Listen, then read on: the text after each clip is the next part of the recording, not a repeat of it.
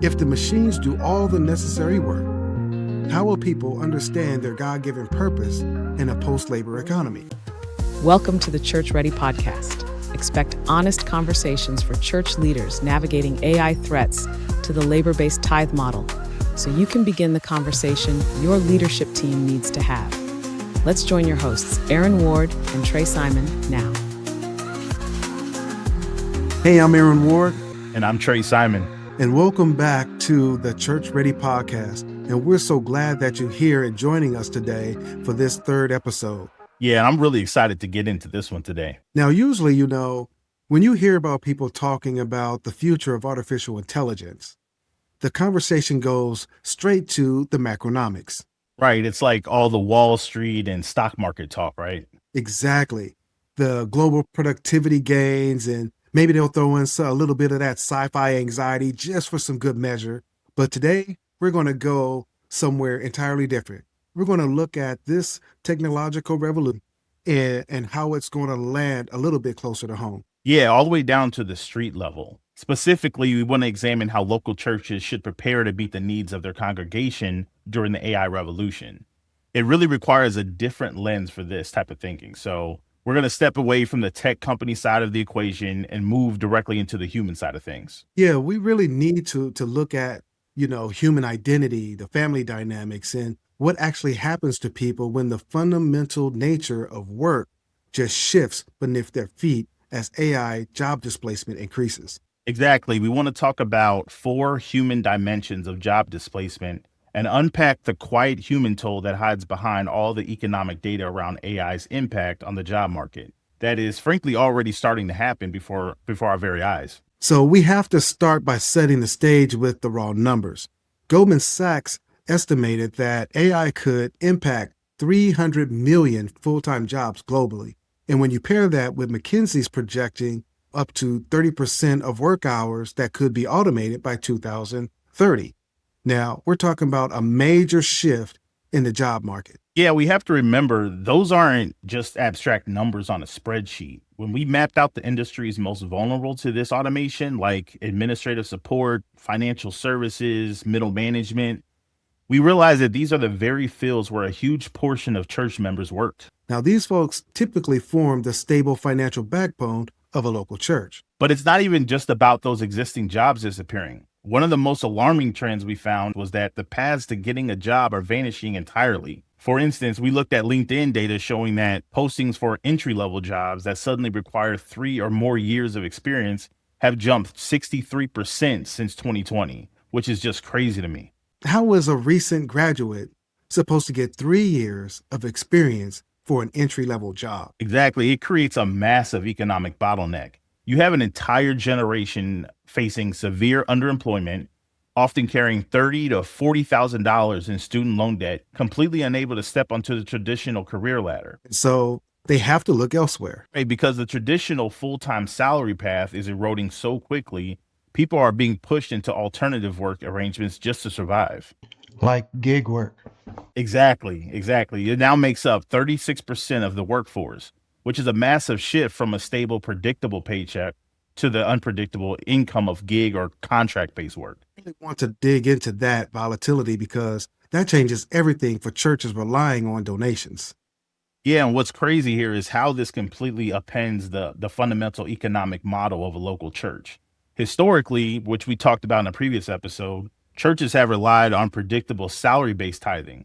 But when you move to a massive chunk of your congregation to gig or contract work, a family's income can fluctuate by 30 to 50% from month to month. Which introduces an incredible amount of psychological friction. Absolutely. Imagine being a gig worker trying to pledge a monthly donation when your income fluctuates by half depending on the month. You just can't commit to it. You can't. Churches are already feeling this. Historically, a church might see 5 to 10% variance in month-to-month giving. Which is manageable. Yeah, it's manageable. But when that variance jumps to 15 to 25%, the predictability that allows you to repair the church's leaky roof or hire staff is just gone. Yeah, just imagine that for a second. Imagine trying to run your household when your predictable income suddenly turns into a total roller coaster. Yeah, you can't plan. You can't forecast anything.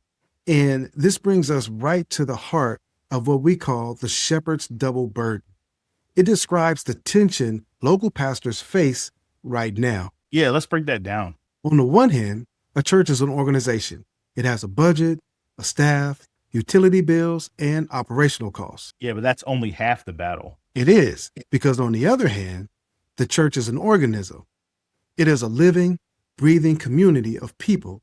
And when those people lose their jobs, they don't just stop giving financially.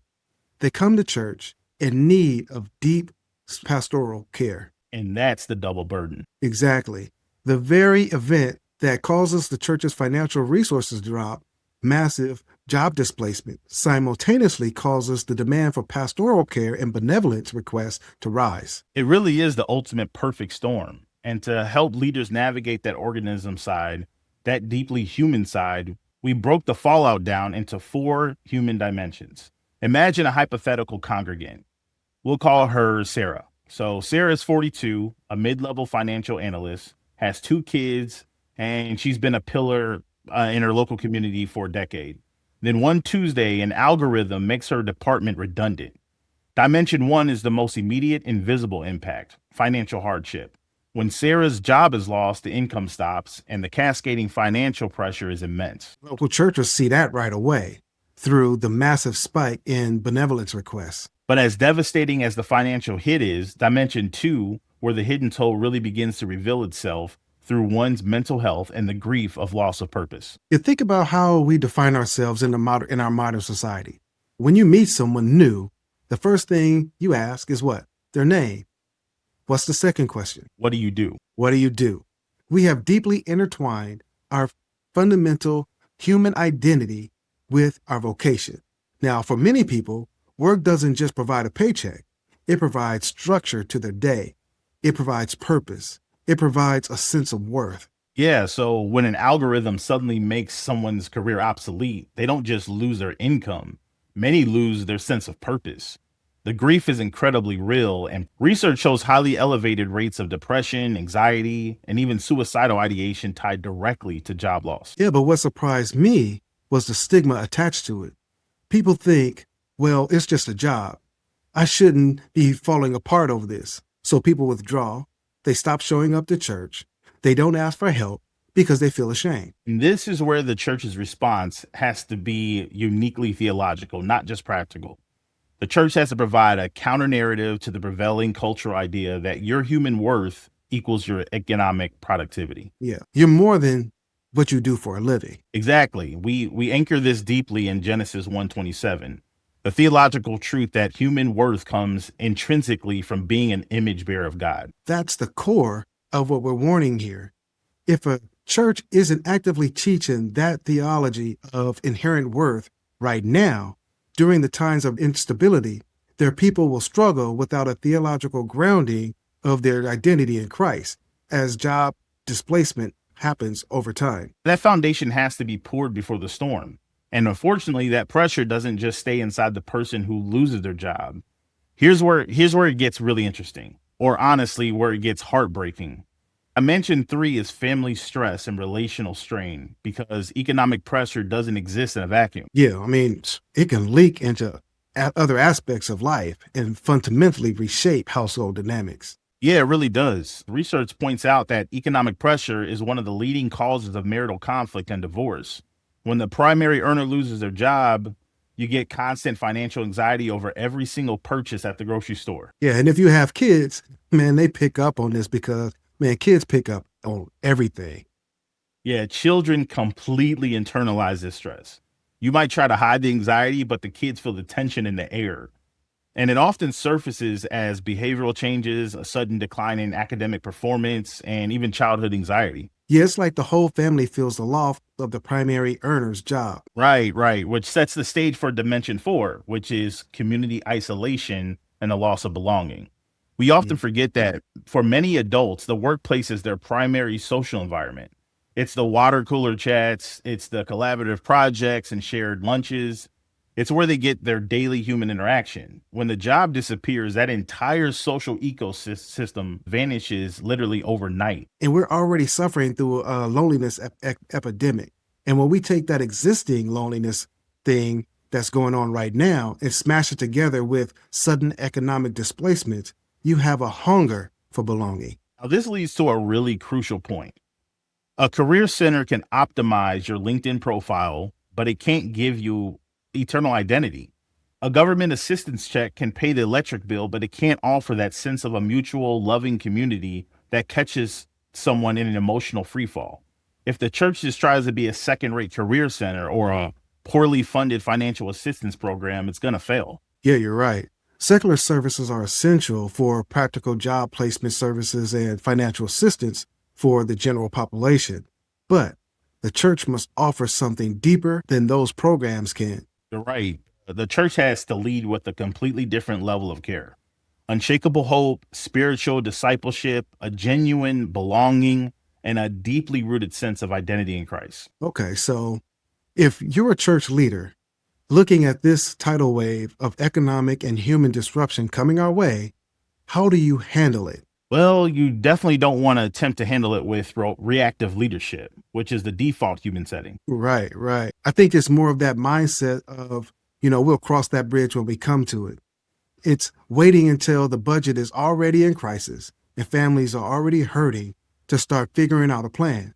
But then your margin is gone and you're just putting out fires. Yeah, at that point, you're just making decisions based entirely on desperation, panic, and scarcity. Now, visionary stewardship, on the other hand, is the mindset of we'll build resilience now while we still have capacity and the resources to do so. Right. That's what we call the Joseph principle. So from Genesis chapter 41, Joseph is a prisoner who interprets his Pharaoh's dream.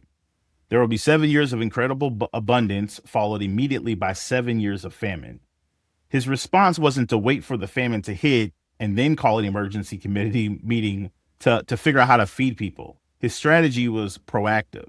He built massive storehouses, organized complex logistics, and created infrastructure during the years of plenty. Precisely. The time to prepare for scarcity is during the times of abundance. And this is where we draw a very specific connection regarding the modern pastor's role. There is a perceived tension about building automation systems, and that tension is it feels too corporate. Yeah, if a local church starts using AI for its operations, they risk feeling like a company instead of a sanctuary. Now, it's a completely valid fear, but building systems doesn't replace humans, it enables. Exactly. So you aren't stepping away from ministry to build a resilient infrastructure. You're building that infrastructure so you can actually have the time, the emotional margin, and the resources to sit with families who are truly in need. Yeah, preparation enables presence. Yes, it's shifting your organization from being completely overwhelmed by the demand to having the systematic capacity to actually meet it. So that brings us to the how. How do you actually build that capacity? Well, here at Church Ready, we provide a 6-stage resilience roadmap. We won't cover all 6 stages today, but I want to jump straight to where most churches get stuck, which are stages 3, 4, and 5. Yeah, and really organizations get stuck here because this is where theory becomes practice. So stage 3 is operational optimization. This is where technology serves ministry. Think about how much time community leaders, pastors, and church staff spend on highly repetitive administrative tasks. Stage 4 is where the church's digital outreach infrastructure is built. Now, I love this one because it's about meeting people where they are. Yeah, when people are concerned about their future or they've just lost their job, and their identity, they aren't necessarily walking in a church at 10 a.m. on a Sunday. They're online. They're usually sitting in a dark room at 2 a.m., searching online for answers, looking for hope. If your church has a strong, optimized digital presence, you meet people at their exact point of vulnerability. You build a digital audience of people seeking answers. An audience isn't a community. So you can have like 10,000 YouTube subscribers, but if they don't know each other's names, they can't help or support each other. Which leads us right over to stage 5, community bridge building. So stage 5 is arguably the most critical step for directly addressing the human dimensions where we discussed earlier. Yeah, stage 4 builds that digital reach, but stage 5 builds that physical on-ramp into a genuine mutual aid network. Now, this is the direct structural solution to dimension 4, that lack of community and isolation. Yeah, so you're building out those safety nets. You are intentionally building small groups, peer support systems, and local resource sharing networks. The goal is to allow pastoral care to be shared across the community. When somebody loses their job, they are immediately caught by a safety net of real relationships. So people don't fall through the cracks into an isolated, like digital void. They fall into a real community that knows their name and supports them practically and spiritually. Now, if you're a pastor or a church leader and you would like to get the details of all 6 stages of the Resilient Roadmap, then download our free pastoral report, When AI Replaces Your Tither's Jobs. There's a link in the show notes. Remember, building organizational resilience is a journey, not a destination. Change takes time, and it takes immense patience, and it takes a whole lot of grace for yourself and for your team as you build these new systems. Yeah, you're absolutely right, Trey. And as we wrap this up and close this episode, I want to leave you with a final thought. Now, we mentioned how for many people, their identity and dignity is tied to their vocation. But if we're truly moving into an era where AI permanently decouples our economic survival from our physical or mental labor, what does the future of purpose really look like? If the machines do all the necessary work, how will people understand their God-given purpose in a post-labor economy? Yeah, that's a massive generational question, and one that every church leader is going to have to grapple with. The work isn't just about surviving the AI threat to the labor-based tithe model. It's about defining human purpose in Christ now rather than later. Yeah, so we'll guess we'll cross that bridge when we come to it. Okay, that's just a little joke for us as we close out. But we want to thank you so much for joining us for this episode of the Church Ready Podcast. We hope this conversation encouraged you to look at your own ministry, ask those hard questions, and start building that resilience now while you still have capacity. So until next time, lead well, steward wisely, and trust deeply. God bless. If you are a pastor or church leader, download the free pastoral report, When AI Replaces Your Tither's Jobs, so you can begin the conversations your leadership team needs to have. There is a link in the show notes. Until next time, thanks for listening to the Church Ready Podcast.